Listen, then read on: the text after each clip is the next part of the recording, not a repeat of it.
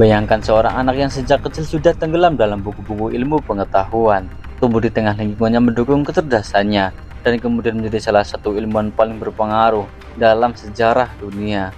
Dialah Julius Robert Oppenheimer, lahir pada 22 April 1904 di New York, Amerika Serikat, dari keluarga Yahudi Jerman yang sangat mapan. Ayahnya adalah seorang pengusaha tekstil sukses yang mengimpor kain dari Eropa, sementara ibunya adalah seorang pelukis berbakat yang mencintai seni. Lingkungan keluarga yang kaya secara intelektual ini membuat Oppenheimer sejak kecil terbiasa dengan budaya, seni, dan ilmu pengetahuan. Sejak usia muda, kecerdasannya sudah mulai terlihat sangat menonjol. Ia dikenal sebagai anak yang sangat haus pengetahuan. Oppenheimer gemar membaca berbagai topik, mulai dari sastra, bahasa asing, hingga sains. Bahkan saat masih remaja, ia sudah mampu memahami teks ilmiah yang cukup kompleks, sesuatu yang jarang dimiliki oleh anak seusianya. Bakat akademiknya semakin terlihat ketika ia diterima di Harvard University, salah satu universitas paling bergengsi di dunia. Di sana, Oppenheimer tidak hanya belajar dengan sangat cepat, tapi juga menunjukkan kemampuan intelektual yang luar biasa. Biasanya mahasiswa membutuhkan 4 tahun untuk menyelesaikan studi sarjana, namun Oppenheimer berhasil menyelesaikannya hanya dalam 3 tahun. Dan lulus dengan predikat summa cum laude, sebuah penghargaan akademik tertinggi yang menandakan prestasi luar biasa. Selama di Harvard, ia tidak hanya fokus pada fisika, ia juga mempelajari kimia, matematika, filsafat, bahasa Yunani, hingga sastra Prancis. Hal ini menunjukkan bahwa Oppenheimer bukan hanya ilmuwan jenius, tetapi juga seorang intelektual dengan wawasan yang sangat luas. Setelah lulus dari Harvard, Oppenheimer melanjutkan studinya ke Inggris, tepatnya di University of Cambridge. Di sana ia belajar fisika teoretis di bawah bimbingan ilmuwan terkenal pada masa itu. Namun pada awalnya, ia mengalami kesulitan karena metode penelitian eksperimental tidak terlalu cocok dengan bakatnya. Meski begitu, pengalaman di Cambridge tetap menjadi bagian penting dalam perjalanan akademiknya. Ia mulai menyadari bahwa kekuatannya bukan pada eksperimen laboratorium, melainkan pada fisika teoretis. Untuk memperdalam keahliannya, Oppenheimer kemudian pindah ke Jerman dan belajar di University of Göttingen, yang saat itu merupakan pusat penelitian fisika paling maju di dunia.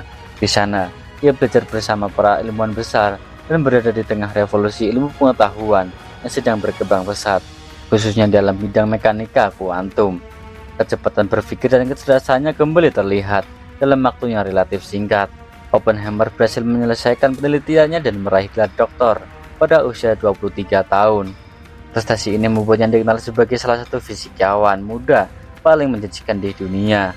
Dari seorang anak yang gemar membaca di New York, hingga menjadi ilmuwan muda yang bersinar di Eropa, perjalanan pendidikan Oppenheimer menunjukkan satu hal: kecerdasan, rasa ingin tahu, dan dedikasi pada ilmu pengetahuan dapat membawa seseorang menuju pencapaian yang luar biasa. Namun pendidikan brilian ini hanyalah awal dari kisah yang jauh lebih besar, kisah yang nantinya akan mengubah jalannya sejarah dunia. Setelah menyelesaikan pendidikannya doktoralnya di Eropa, Julius Robert Oppenheimer kembali ke Amerika Serikat dan memulai perjalanan akademik yang luar biasa sebagai seorang ilmuwan dan mengajar. Pada akhir tahun 1920-an, Oppenheimer mulai mengajar fisika teoretis di University of California, Berkeley, yang kemudian menjadi salah satu pusat penelitian fisika paling penting di dunia. Di sana ia dikenal sebagai dosen yang sangat cerdas, namun juga menantang bagi para mahasiswanya. Metode mengajarnya unik. Oppenheimer tidak hanya memberikan teori, tetapi juga mendorong para mahasiswa untuk berpikir kritis dan mengeksplorasi ide-ide baru. Banyak muridnya yang kemudian menjadi ilmuwan besar dan berperan penting dalam perkembangan fisika modern. Selain di Berkeley, Oppenheimer juga mengajar di California Institute of Technology. Dengan mengajar di dua institusi bergengsi sekaligus, ia dengan cepat membangun reputasi sebagai salah satu fisikawan teoretis paling brilian di Amerika. Keahliannya terletak pada kemampuannya memahami konsep-konsep paling kompleks dalam fisika, khususnya dalam bidang teori kuantum, ilmu yang mempelajari perilaku partikel pada skala paling kecil di alam semesta. Melalui berbagai penelitian dan kolaborasi dengan ilmuwan lain, Oppenheimer membantu mengembangkan pemahaman tentang bagaimana partikel subatomik berinteraksi dengan bagaimana hukum fisika bekerja pada tingkat fundamental. Namun kontribusinya tidak berhenti di situ. Pada tahun 1930-an, Oppenheimer bersama rekannya melakukan penelitian yang sangat penting tentang bintang yang runtuh akibat gravitasinya sendiri. Penelitian ini menghasilkan gagasan awal tentang objek kosmik yang sangat misterius yang kini kita kenal sebagai black hole atau lubang hitam. Pada masa itu, konsep tersebut masih sangat baru dan bahkan dianggap terlalu ekstrim oleh sebagian ilmuwan. Namun beberapa dekade kemudian, teori tersebut terbukti benar dan menjadi salah satu penemuan paling menakjubkan dalam astrofisika. Melalui pengajaran, penelitian, dan pemikirannya yang mendalam, Oppenheimer berhasil membentuk generasi baru ilmuwan serta memperluas batas pemahaman manusia tentang alam semesta. Karir akademiknya tidak hanya menjadikannya ilmuwan besar, tetapi juga memimpin intelektual yang kelak akan memainkan peran penting dalam salah satu proyek paling rahasia dan bersejarah di dunia. Keahlian akademik dan reputasi ilmiah Oppenheimer yang harus berkembang akhirnya membawanya pada sebuah peran yang akan mengubah sejarah dunia. Pada awal tahun 1940-an, dunia sedang berada di tengah Perang Dunia Kedua. Amerika Serikat khawatir bahwa Nazi Jerman mungkin sedang mengembangkan senjata baru yang sangat berbahaya, senjata yang memanfaatkan kekuatan energi dari inti atom. Untuk menghadapi kemungkinan itu, pemerintah Amerika Serikat memulai sebuah proyek rahasia besar yang dikenal sebagai Manhattan Project. Pada tahun 1942, Oppenheimer dipilih sebagai pemimpin pusat penelitian utama proyek tersebut. Ia ditunjuk sebagai direktur sebuah laboratorium rahasia di Los Alamos Laboratory di New Mexico. Di tempat terpencil yang dijaga sangat ketat itu, Oppenheimer memimpin tim yang berisi ilmuwan paling brilian dari berbagai bidang. Para ahli fisika, matematika, kimia, teknik bekerja bersama dengan satu tujuan yang sama, merancang dan membangun bom atom pertama di dunia. Tugas ini bukanlah pekerjaan yang sederhana. Mereka harus memahami reaksi nuklir yang sangat kompleks, mengembangkan teknologi baru, serta merancang mekanisme ledakan yang belum pernah dibuat sebelumnya. Namun kemampuan Oppenheimer dalam memimpin dan menyatukan para ilmuwan dengan kepribadian kuat membuat proyek tersebut berjalan dengan cepat. Ia tidak hanya menjadi pemimpin ilmiah, tetapi juga menjadi penghubung antara para peneliti, militer, dan pemerintah.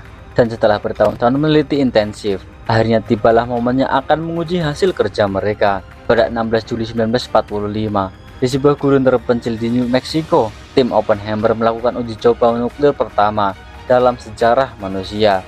Percobaan ini dikenal sebagai Trinity Test. Saat hitungan mundur berakhir, cahaya yang sangat terang tiba-tiba menyala di tengah kegelapan pagi. Ledakan dahsyat mengguncang tanah, dan bola api raksasa naik ke langit, membentuk awan jamur, yang kini menjadi simbol era nuklir.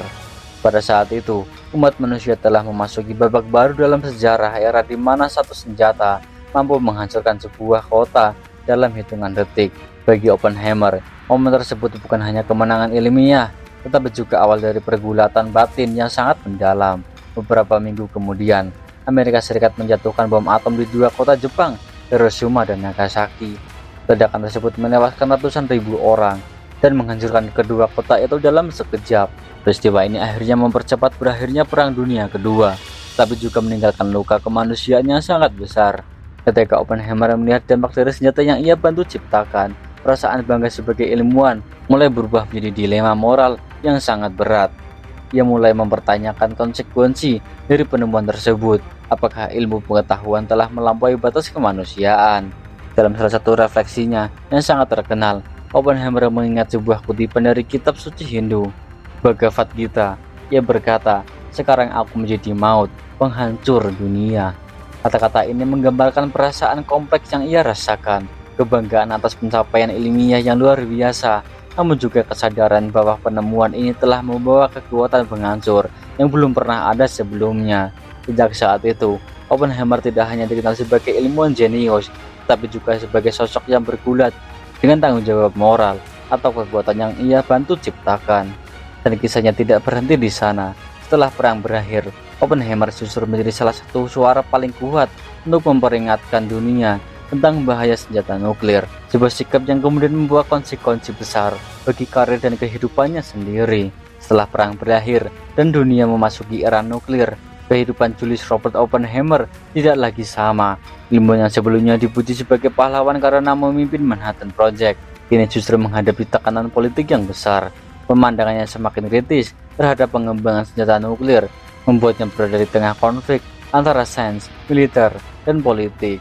Pada awal 1950-an, ketika ketegangan perang dingin semakin memanas, Oppenheimer menentang pengembangan bom hidrogen yang jauh lebih destruktif dibanding bom atom. Sikapnya ini membuat sebagian pejabat pemerintah dan militer mulai meragukan loyalitasnya. Pada tahun 1954, ia menghadapi sidang keamanan yang kontroversial. Dalam proses yang panjang dan penuh tekanan politik, izin keamanan Oppenheimer akhirnya dicabut. Keputusan ini secara efektif mengakhiri peranannya dalam kebijakan nuklir Amerika Serikat. Bagi banyak ilmuwan, keputusan ini dianggap tidak adil dan lebih dipengaruhi oleh politik daripada bukti nyata. Namun meskipun kehilangan pengaruhnya dalam pemerintahan, Oppenheimer tidak meninggalkan dunia akademik. Ia kemudian memimpin Institute for Advanced Study di Princeton, sebuah lembaga penelitian elit yang menjadi rumah bagi para pemikir terbesar di dunia. Di tempat inilah Albert Einstein juga pernah bekerja dan mengembangkan berbagai gagasan ilmiah penting. Sebagai direktur lembaga tersebut, Oppenheimer membantu menciptakan lingkungan intelektual yang mendorong kebebasan berpikir dan penelitian mendalam. Dia menjadi mentor bagi banyak ilmuwan muda dan tetap dihormati sebagai salah satu pemikir besar pada abad ke-20. Namun di balik reputasinya sebagai ilmuwan besar, kesehatan Oppenheimer perlahan memburuk. Ia dikenal sebagai perokok berat selama bertahun-tahun. Kebiasaan ini akhirnya berdampak serius pada kesehatannya. Pada pertengahan 1960-an, ia didiagnosis menderita throat cancer, penyakit yang secara perlahan melemahkan tubuhnya. Setelah berjuang melawan penyakit tersebut, Julius Robert Oppenheimer meninggal pada 18 Februari 1967 di usia ke-62 tahun. Kepergiannya menutup kehidupan seorang ilmuwan yang penuh kontradiksi, seorang jenius yang membantu membuka rahasia atom, tetapi juga seorang manusia yang harus hidup dengan konsekuensi dari penemuannya. Selama puluhan tahun setelah kematiannya, keputusan pemerintah Amerika Serikat yang mencabut izin keamanannya tetap menjadi perdebatan. Banyak sejarawan dan ilmuwan percaya bahwa Oppenheimer diperlakukan tidak adil. Akhirnya lebih dari setengah abad kemudian, sejarah mulai memberikan penilaian yang berbeda. Pada tahun 2002, United States Department of Energy secara resmi membatalkan keputusan lama yang mencabut izin keamanan Oppenheimer. Departemen tersebut menyatakan bahwa proses yang terjadi pada tahun 1954 tidak adil dan dipengaruhi oleh bias politik pada masa itu. Keputusan ini menjadi bentuk rehabilitasi nama Oppenheimer, sebuah pengakuan bahwa ilmuwan yang pernah disingkirkan dari lingkaran kekuasaan ini sebenarnya telah diperlakukan secara tidak semestinya. Bagi banyak orang, langkah ini bukan sekedar koreksi sejarah, tetapi juga penghormatan terhadap seorang ilmuwan yang hidup di persimpangan antara ilmu pengetahuan, kekuasaan, dan moralitas. Kisah Oppenheimer pada akhirnya bukan hanya tentang bom atom atau perang dunia. Ini adalah kisah tentang kecerdasan luar biasa, tanggung jawab moral, dan bagaimana sejarah kadang membutuhkan waktu puluhan tahun untuk menilai seseorang secara adil. Dan hingga hari ini, nama Julius Robert Oppenheimer tetap dikenal sebagai sosok yang membuka pintu menuju era nuklir, sebuah era yang mengubah masa depan umat manusia selamanya.